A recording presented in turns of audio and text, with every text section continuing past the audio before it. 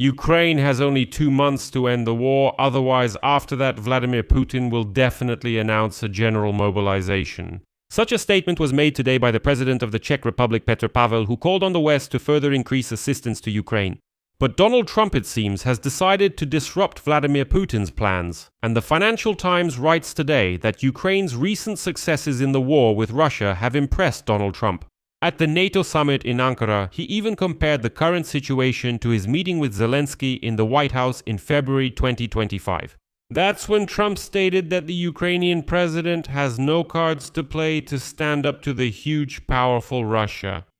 Now, Trump is confident that his relationship with Zelensky has developed wonderfully, but that's not even the most telling thing here. Yesterday, on Wednesday, Donald Trump publicly promised twice to call Vladimir Putin, after meeting with Vladimir Zelensky. But this morning, Kremlin spokesperson Dmitry Peskov complained that Trump still hasn't called Putin, apparently postponing the conversation for later. And as Peskov said, well, probably Trump has more important things to do. And now, European Union diplomats have stated that at a closed meeting, Trump said he would think about how he could help the Ukrainian armed forces achieve more success on the front lines. At the same time, the other NATO countries have pledged to allocate another 140 billion euros for this and next year, which will go to support the Ukrainian armed forces. Meanwhile, more than half of the occupied Crimea has been without electricity and water for the 4th day due to Ukrainian strikes on the power system. And last night, Ukraine's unmanned systems forces attacked another 12 tankers of the Shadow Fleet.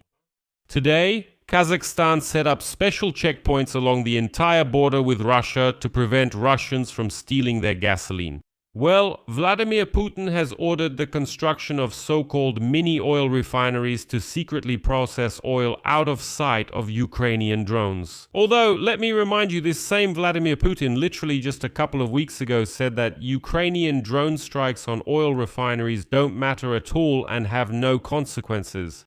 My name is Alexei Pechidova. Let's talk about Donald Trump's turnaround, because his rhetoric has changed a lot and now he actually supports Ukraine. And he's doing it openly now, as they would say in the Kremlin. But before we start, I ask you to subscribe to this channel, like the video, and leave any comment below. I would be very grateful to you for that.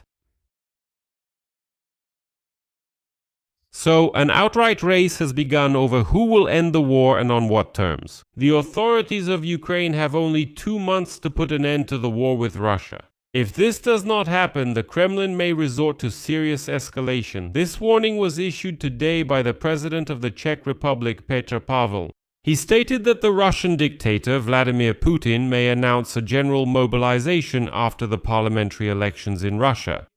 Scheduled for September 20, here is his quote: "I believe that we have the opportunity to continue putting pressure and clearly signal to Russia that we are ready to start negotiations. Parliamentary elections will be held in Russia in September. President Putin is unlikely to announce mobilization before then, but as soon as the elections are over, this window of opportunity will quickly narrow. There are currently many internal problems and challenges in Russia. The Russian public is increasingly opposed to the war. It will be difficult for Putin to maintain calm at home." And I should note that Russian Z war correspondents have actually been spreading this idea for the past couple of weeks as well, saying that as soon as the elections are over, as they say, there's nothing left to lose and general mobilization can be announced. In general, the essence of Petr Pavel's statement is that Vladimir Putin needs to be quickly forced to negotiate, otherwise Ukraine will face disaster later. And unexpectedly for many, Donald Trump took a more optimistic position. The Financial Times writes today that Ukraine's recent successes in the war with Russia have impressed Donald Trump. He really liked how Ukraine is taking out oil refineries in Russia one after another. And, as you know from my previous episode, he even stated that such strikes are bringing the war closer to an end. Think about it. The man who used to talk about escalation is now saying, listen, this is actually a justified escalation because it brings the war closer to an end. At the NATO summit in Ankara, he even compared the current situation to his meeting with Volodymyr Zelensky at the White House in February 2025. When Trump stated that the Ukrainian president has no cards to play against Russia. At that time, let me remind you, Trump said, "Why are you even trying to fight against a huge, strong, powerful Russia? Look at where you are and where Russia is. Just surrender, that's all. You have no cards, you have no chance to win." But just yesterday, Trump made the following statement. It's hard to believe, really, from the Oval Office to today. I think we had a very good relationship. That's him talking about Zelensky. This will only be the beginning, and Ukraine has a great future ahead. And these warm words from Donald Trump came as a surprise and pleasantly amazed the European delegations. Делегации европейских стран. The changed tone towards Ukraine helped the Europeans not to pay much attention to Trump's harsh statements, including another threat to withdraw all American troops from Europe. But behind Trump's public statements, there was something else. According to one of the European leaders, at a closed meeting, Trump made it very clear that the United States of America would now be more active to support Ukraine and consider taking additional measures to help Kyiv achieve a breakthrough on the battlefield, and that's a very important marker. One of the European officials noted that Trump this time, quote, behaved with dignity and seriousness. And one could be skeptical about such a statement if it weren't for one very important detail that not everyone noticed. During the press conference with Volodymyr Zelensky, Donald Trump told reporters the day before that on Wednesday evening he would definitely have a phone conversation with Vladimir Putin. He noted that, in his opinion, the conditions that the Russian dictator sets for ending the war are changing. And so, addressing Zelensky, Trump said, quote, "I think they, meaning the conditions, are probably gradually improving, getting closer to some of the things that you like. We are putting strong pressure on President Putin. I don't think he likes what's happening. I don't think he's thrilled about what's going on." Then Trump conveyed Putin's request to Zelensky for the Ukrainian president to come to Moscow for negotiations. In response, Zelensky joked that Moscow isn't safe right now because of Ukrainian drone attacks. And it was clear that Trump liked that. It amused him. He emphasized once again that on Wednesday evening he would still call Vladimir Putin and tell him everything they discussed. But Thursday morning came, Thursday lunchtime came, but there was no public information about the conversation with Putin that Trump had promised. And only closer to noon did Kremlin spokesman Dmitry Peskov dryly state, quote, "Trump did not call Putin yesterday. The US president was clearly busy. Putin is open to dialogue with Trump." Just imagine what a humiliation that is. In the past, Vladimir Putin used to deliberately be late to all the world summits so that the other leaders would have to wait for him in humiliation, and they did wait for him. But then Vladimir Putin decided to invade Ukraine, and now he spent the whole Wednesday evening waiting for the promised call from Trump. But Trump never called.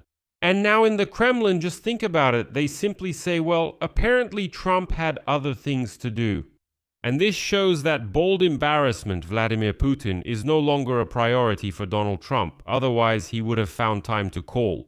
No, obviously Trump will still call Putin, of course. Don't think that's it. No, he will call. But now it's Putin who's sitting by the phone, nervously waiting for a call. Maybe when Trump finally has time for that baldy. It's known that the last time they spoke was on July 4th on US Independence Day. And even then, Putin's aide Yuri Ushakov didn't share any significant details and described the conversation as businesslike and very constructive. This was the fourth conversation between the two leaders since the beginning of the year. Moreover, there is clearly a slight panic in the Kremlin right now because Trump really shocked them, and now they don't know how to react to all of this at all.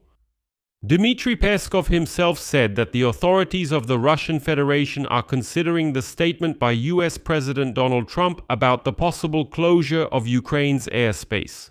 Let me remind you that yesterday Trump stated that if necessary as part of security guarantees, if it helps to end the war, America is ready to declare a no-fly zone over Ukraine. This means closing the airspace. And Peskov added that so far the Kremlin has not heard anything like this from the head of the White House. In addition, he also added that Moscow does not consider Trump's words about Kyiv striking deep into Russian territory as an escalation, but regards them as, quote, false perceptions of the US leadership. So just imagine Trump is sitting there saying, this is an escalation that could bring the end of the war closer. The Kremlin says, we don't think this is an escalation, Trump is simply mistaken. But the main thing is closing the skies. And here Peskov started to waver. Here's his quote. There were no such statements before. Previously, no one even discussed the idea of closing the skies. In any case, the point is that the armed forces of a NATO country will be operating on the territory of Ukraine. This is exactly what the special military operation is being carried out against. It's important to understand that. Therefore, this still needs to be considered. To think through how thoroughly this issue has been worked out and who has worked it out with whom. Well, you know, in general, Russians haven't even had the chance to consider what needs to be considered, or even that they exist on this planet at all. Well, maybe it would be better without them. And so, Donald Trump's changed attitude toward Ukraine did not stop at words, but was also reflected in the joint statement of the NATO countries following the summit. After Trump returned to the White House, the US repeatedly blocked statements in support of Ukraine in international organizations, including the UN and even at last year's NATO leaders' meeting in The Hague. So they seem to have adopted a joint declaration. Then Trump returned to Washington, and in Washington they said, no, we do not supporting Ukraine. But the current declaration says the following, quote, Ukraine contributes to transatlantic security and the Allies are united in their unwavering support for Ukraine in defending its freedom, sovereignty, and territorial integrity. The Allies emphasize that this support must be fair, predictable, and sustainable in the long term. That is, Donald Trump signed onto the statement that Ukraine is the country that ensures NATO's security. Trump has already returned to Washington and no one has cancelled this wording. As you know, he also acknowledged that Ukrainian drones are the best overall and stated that the US will buy combat drones from Ukraine in large quantities and that the US is ready to grant Ukraine a license to produce Patriot missiles. NATO, as a bloc, also promised to allocate 70 billion euros to Ukraine this year and at least the same amount next year. The US, however, is not participating in this. The funding is provided by other members of the alliance and by a loan that the European Union approved for Ukraine. But, as you already know, this loan will be repaid from Russian frozen assets. This turned out to be a bit awkward because Russians are used to making loud statements that Ukraine is all in debt, that everyone is lending to it. Yes, it's a loan, but you will repay this debt either through reparations or with your frozen assets. Thus, the total amount of support over the 2 years, 26 and 27, will be at least 140 billion euros, but that's far from all.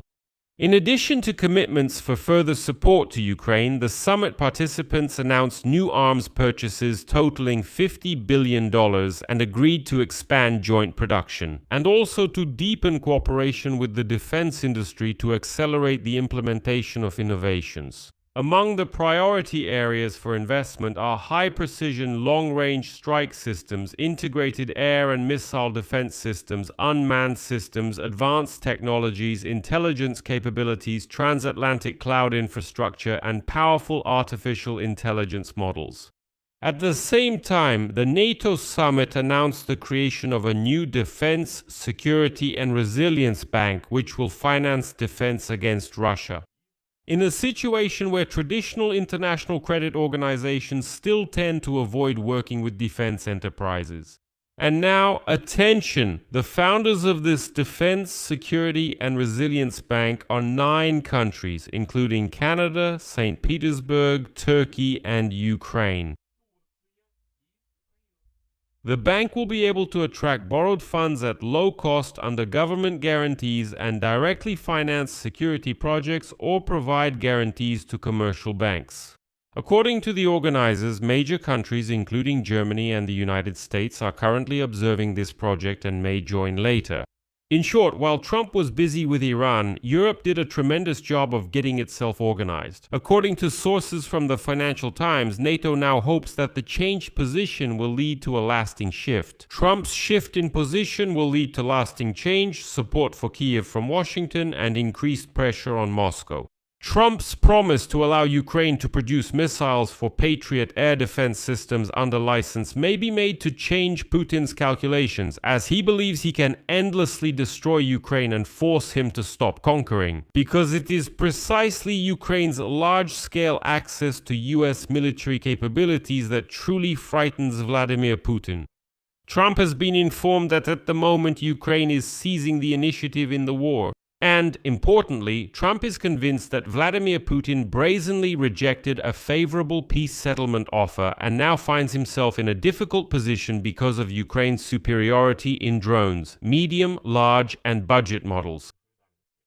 Trump clearly remembers that he offered Vladimir Putin excellent terms to end the war, but Putin disregarded Trump's efforts and refused. And now Donald Trump holds a personal grudge against Vladimir Putin because Putin essentially called his negotiation skills into question. And let's be honest, why did Trump so actively support Vladimir Putin and speak so disparagingly about Zelensky? Just over a year ago, in February 2025 in the Oval Office, Trump was sitting there saying, "You don't have any cards, how can you even fight against Russia? They're definitely going to win." At the beginning of last year, why was it like that? Because he truly believed that the Russians were actually winning, and Trump loves winners. But almost a year has passed since the meeting, and На Аляске, на которой Путин уверял. Donald Trump said that Russia would capture all of Donbass in just a couple of months and then move on further. Almost a year has passed, and that hasn't happened. And lately, Ukraine has started to win. That's why Trump changed his rhetoric. He senses who is winning and who it's better to side with to be among the victors. Although, for balance, I should note that not everyone shares this point of view. For example, the former commander-in-chief of the armed forces of Ukraine, and now Ukraine's ambassador to the United Kingdom, Valery Zaluzhny, called the idea that Russia is losing the war and that the war is nearing its end dangerous and incorrect. He said that Russia is still capable of responding to successful Ukrainian attacks with strikes of equal or even greater force. Here is his quote. "Neither side can expect that this form of warfare will bring a decisive strategic result. Nevertheless, Ukraine is stepping up strikes deep inside Russia and is also striking the occupied territories of Ukraine. Crimea is already practically cut off from Russia. In Crimea, for the fourth day, they have been unable to restore the power supply that was disrupted as a result of attacks by the armed forces of Ukraine. There is no electricity at all. In Armyansk, Jankoy, Krasnoperekopsk, Jankoysky and Krasnoperekopsky districts, in Yevpatoria, in Kerch, in Saki, in Simferevo, Simferopol, in Sudak, in Feodosia. There, electricity is supplied in stages, while in all other areas there are simply blackout schedules. Thus, problems with electricity supply remain in 18 out of 29 cities and districts of the peninsula. The so-called Kriminergo explained the prolonged blackout by the strikes of the armed forces of Ukraine on energy facilities and assured that restoration work is being carried out around the clock. In addition, it is reported that there is no water on a number of streets in Alushta, Jankoy and Saki, as well as in 17 villages, mostly in the Jankoy district. In this regard, I would like to note that on the night of July 8, the armed forces of Ukraine attacked 6 electrical substations, and since the beginning of the month, a total of 50 energy facilities have been hit on the peninsula. This was reported by the head of Ukraine's unmanned systems forces, Robert Madjar-Brody. And what's funny is that after numerous complaints from Crimean residents under officials' posts on social media about prolonged power and water outages, as well as demands to introduce electricity supply schedules, do you know what these so-called authorities of Crimea did? Did they rush to help? No, they just disabled comments in their public pages. As if, why would Russian officials need complaints from some insignificant people? On the night of July 9, Ukrainian defense forces struck Russian ships, an oil terminal, and an ammunition depot. Ukrainian units struck several Russian fleet vessels at once in the waters of the Sea of Azov. We're talking about 12 tankers from the Shadow Fleet that tried to bring gasoline into Crimea, one tugboat and one dry cargo ship. These vessels were transporting fuel and lubricants for Russian troop groups. They were also used to transport oil and petroleum products in violation of international sanctions. And this is one of the main sources of funding for the war against Ukraine. And here I would like to note that Ukraine has already submitted an application to the UN Security Council stating that it considers Shadow Fleet tankers to be legitimate military targets. The Yug-Rusi oil terminal in Bataysk, Rostov region was also attacked. A fire broke out near the facility. This facility ships petroleum products for export. In addition, it supplies fuel to Russian troops in the southern direction. And the foreign currency from oil sales is used to finance the war. Another strike hit a Russian ammunition depot in the Sorokino area of Luhansk region. Overall, it was another pretty rough night for the occupiers. Meanwhile, the fuel crisis in Russia has practically gotten out of control. In the State Duma of the Russian Federation, they have already told Russians that Russia will not return to the unrestricted sale of gasoline anytime soon. So it's better for Russians to just get used to it. Well, to endure. Russians are pushovers after all.